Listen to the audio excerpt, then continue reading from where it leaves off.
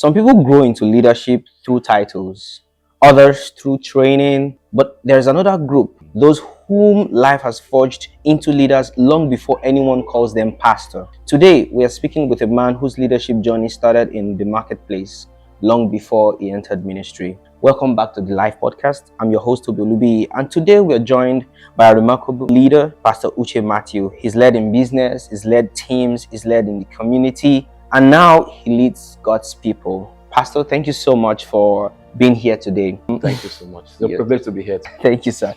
So let's start from the beginning. Before the pulpits, before the calling, who were you as a leader in the marketplace? First and foremost, I think everyone is a leader anywhere, and the marketplace is also a breeding ground for leadership. The sum total of the experiences you garner in the marketplace is what brings you to that place where you become a leader. Leadership for me, I believe, is a combination of your daily experiences, which shapes your thoughts and your pattern. And as you grow in the marketplace, in your business, in your career, all of the things you do are the things that makes you become a leader. The hard times, the tension, going as a junior associate in business or in career, going for meetings with your superiors and learning the ropes, right? All of those things put something inside of you. And then if you are deliberate and careful, you will learn. You learn from your associations, you will learn from going out, you will learn from networking, you learn from business meetings, and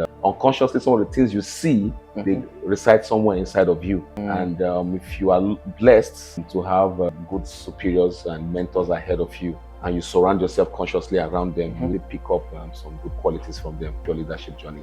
That's really apt. So majorly having to be around people who are great leaders too.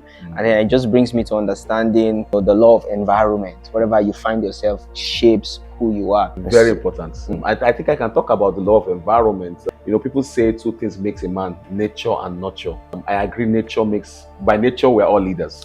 But nurture is what brings out hidden leadership skills. Everybody has a form of leadership skill and strength in them. But those skills and leadership strengths will never be amplified if you don't have the right environment.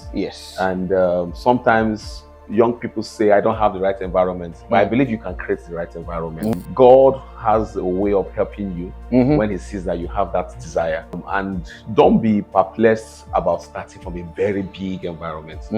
It starts by step by step. Right? So you could be whatever stage you are in, put your eyes up there. Get close to the bosses. From a very young age, I've always loved to work with elderly people, not more advanced people. It gives me more joy because I thought I have to learn from these people. So I put myself forward. One of the things I tell young people is in the marketplace, don't dodge or escape responsibilities, no matter how tough it is.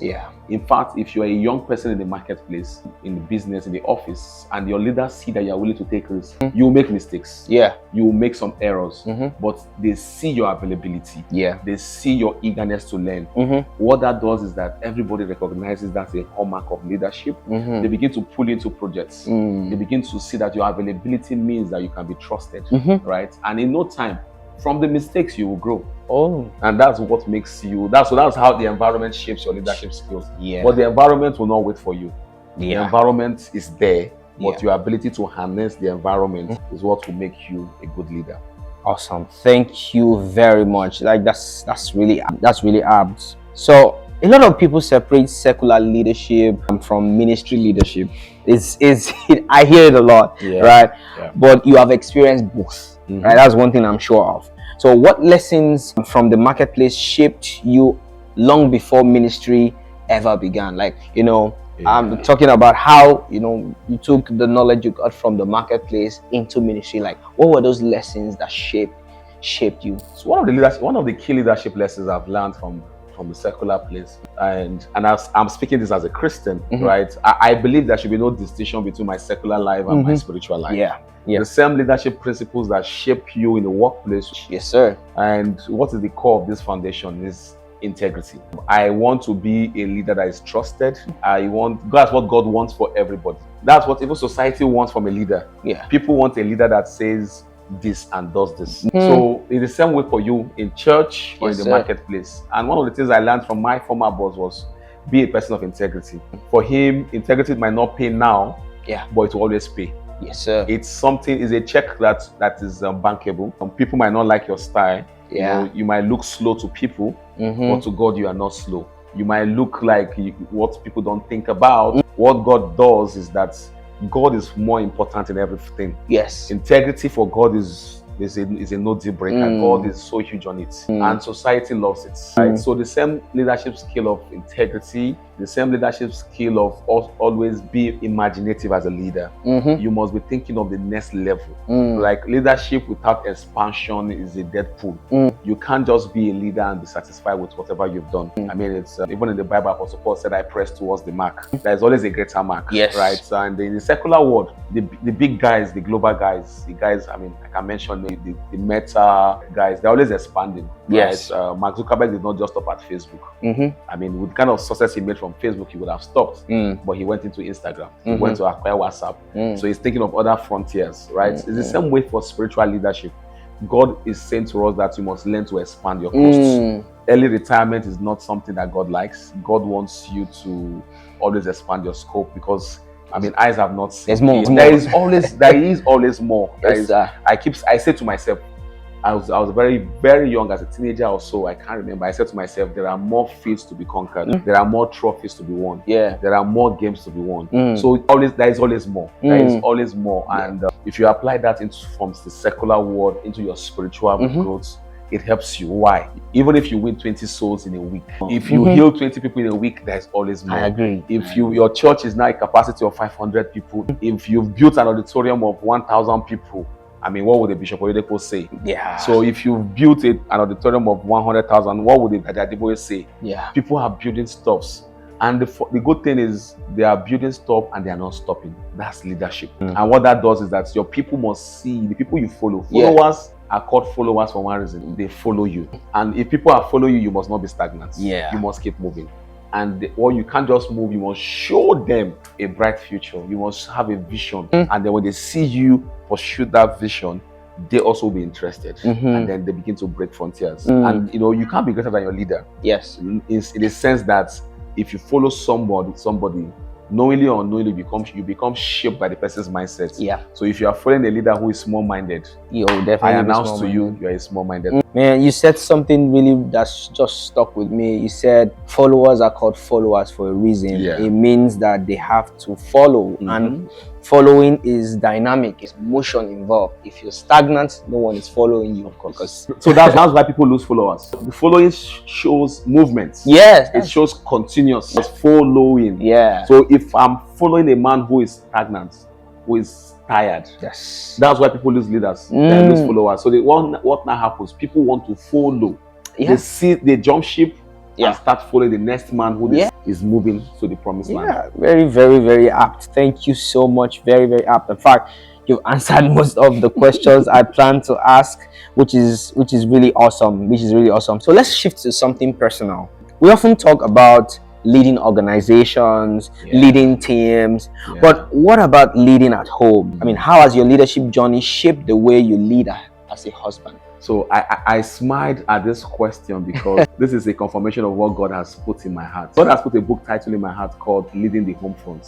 I have a small manuscript I'm trying to develop further. And God told me that the problem with many marriages, particularly Christian marriages, is that we have men who lead in the church. We have men who lead in the business place.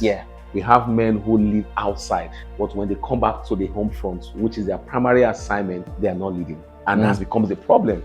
So leading the home front is very important. I say this for pastors, even leaders everywhere. We see the same commitment and drive and passion you put into your work. We see the leadership skills you demonstrate outside, in the banking hall, in the church, wherever you are in the tech space. But in your home, you come and you're not just leading. And that's a big problem. So that's where we have issues in society today, because the family is the foundation, the bedrock of every society. Now, imagine if the foundation of the society has a leadership, which is a problem in families today. So the man is not leading.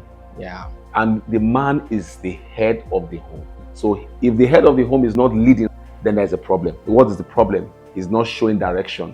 He's not showing empathy. is not showing commitment. Now, the same way, if there's a problem in the workplace, people trust you to solve the problem. But in the house, you're not trusted to do that. Not because you don't want to, but because you don't have the same passion and the same drive. So this is for every leader. Your true test of leadership is not what you do in the workplace. It's not what you do in the church. Yes. It's not what you do in the outside.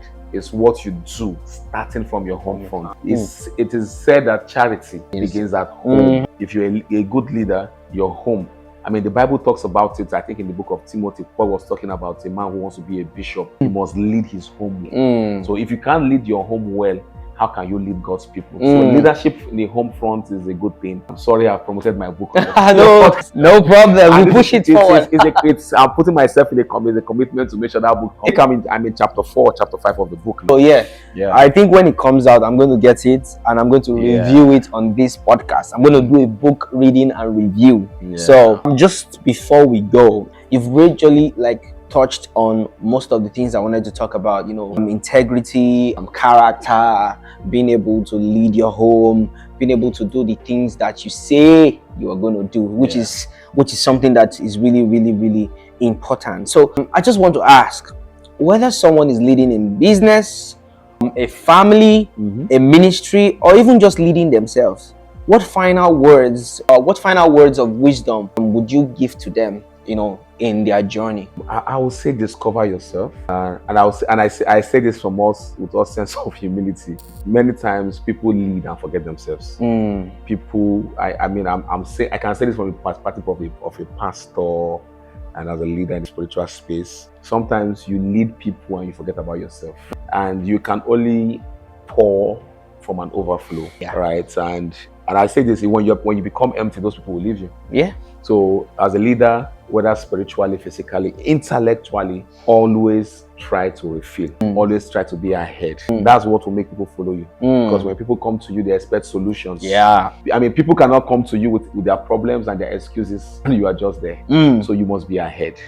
And you must also take care of yourself. Because sometimes we just get lost in the leadership space. Exactly. You keep pouring out, and then you forget yourself. But please as leaders, whatever space you find yourself leading, take care of yourself, improve yourself, always be on the go, right? And don't ever have an arrival mentality as a leader, because leadership is a journey. Yeah. In fact, not just a journey, it's a continuous journey. Yes. So never get to a point where you say you've arrived. In the Bible, there's a man called Joshua, my favorite Bible character. When Joshua was old and ripe and full of age, he had taken the children of Israel to the promised land. But when it's time for him to retire and die, God said to him, but there is still much more land. And this is for a man who, in the eyes of many, he would have been seen as a successful man. But for God, God said, there is still much more land. There is much more. So for every leader, that's my final word for you. No matter what you've achieved, no matter what barriers and grounds you've broken, just like God said to Joshua, still more. And I must also add, for people who are followers today and who are desirous of being leaders tomorrow, I would say be a good follower. Yeah. Serve. Service is one place where you are going through leadership academy. I see true service as a leadership academy. There you are building your capacity. Yes. There you are seeing your true leader do stuff and you are learning. So like Joshua, I love the guy so much. He served Moses so much. When it was time for God to choose a successor, God did not have to go outside. God simply said, anoint Joshua, let him take over from you. Yeah. Because God knows that Joshua has seen and learned enough. So if you are in that phase where you are a follower, you are in service, please do it with all honesty. You are actually in a leadership academy. Service is a leadership academy. So you can attend all the John C. Maxwell classes. The practicability of what you see your leader do is where you learn the stuff. That is where you see how he solves the problem. You see how he responds to real life scenarios, right? That shapes you. The books will give you the knowledge, but the how is in the doing. Is in the doing. Is in the service. Thank you, Pastor. Thank you so much for your heart, your honesty, and for sharing your journey. Your story proves that God wastes nothing. Every experience, every season, every responsibility builds us for where He's taking us to. I mean, there is nothing more that I have to say. Just ensure that you incorporate all that has been said. Ensure you don't lose yourself. Be a good leader. Be a good follower before you even think of leadership. And I believe that at the end of the day, you have something really, really, really grand that's going to happen in your life. So until next time, stay grounded in faith, strong in leadership. Thank you.